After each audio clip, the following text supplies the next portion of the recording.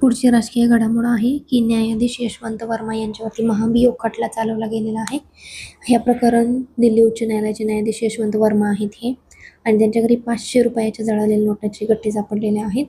त्यामुळे यांच्यावरती अंतर्गत चौकशीसाठी पंजाब आणि हरियाणा उच्च न्यायालयाने समिती स्थापन केली आहे. त्याचे अध्यक्ष शील नागू आहेत. त्याच्यामुळे हा मुद्दा करंटमध्ये आहे आणि महत्त्वाचा आहे.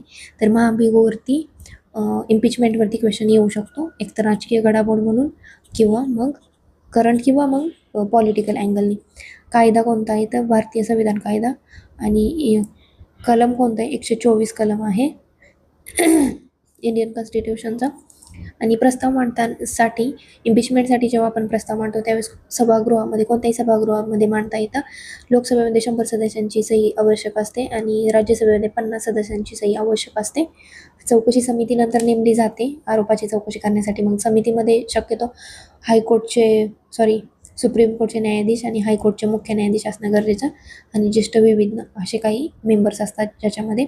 नंतर अप्रुव्हल सिद्ध झालं, समजा ते चौकशी समितीने जर सांगितलं, आरोप जर सिद्ध झाला, तर दोन्ही सभागृहांमध्ये 2/3 विशेष बहुमत गरजेचं असतं, आणि ते मंजूर झाल्यानंतर 2/3 बहुमत दोन्ही पण सभागृहांमध्ये, आणि नंतर राष्ट्रपतींची सही झाल्यानंतर न्यायाधीशाला पदावरून हटवलं जातं. हे महत्त्वाचं आहे, एवढंच इम्पॉर्टंट.